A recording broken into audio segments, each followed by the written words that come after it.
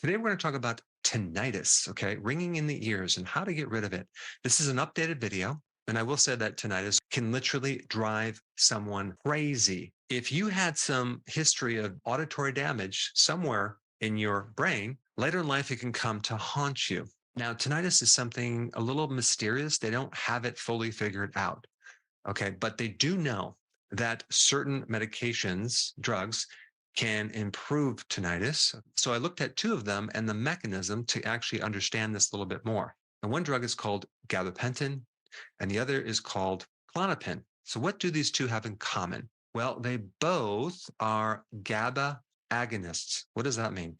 It means that they have a mechanism to increase GABA in the brain. And so let's take a look at this GABA, like exactly what it is. It's an inhibitory neurotransmitter. It slows down the central nervous system. And if you think about what ringing of the ear is, it's a hypersensitivity of the brain. So this would make sense that the brake pads are a problem. And by putting more brake pads or inhibitory factors into the brain, it would help something that's hypersensitive. And they've also done some interesting studies. I'm going to put the links down below of people having tinnitus and having a lowered amount of GABA, as well as an upregulation of another transmitter called glutamate that stimulates the brain.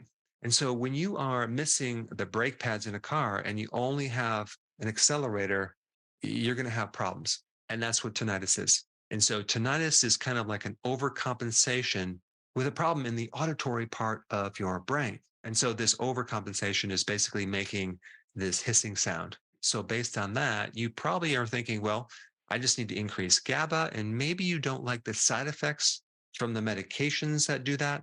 So you might then typically go to a GABA supplement, which is natural, which has virtually no side effects. But the problem with that is that GABA as a supplement does not cross the blood-brain barrier. So it's going to have a hard time penetrating into the brain to create the effect. But we have a solution for that. There's another compound, and it's called taurine, okay? That's an amino acid that turns into GABA, and it does pass the blood-brain barrier. But just make sure you take it on an empty stomach, okay, when you take it, because when you eat, you could have some competition from other amino acids. And I don't have a specific brand. You're going to have to do the research on that.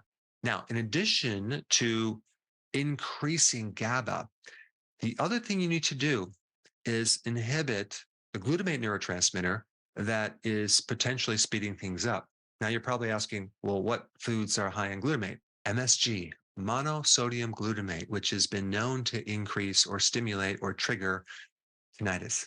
Also, aspartame is another one that has been known to trigger tinnitus. Now, you might say that I don't consume MSG. Well, it's in a lot of foods, and I will put a link down below just so you can get more reality. It's in pretty much all junk foods, fast food restaurant type foods, Chinese restaurants. They even put it in cottage cheese unless you buy it organic.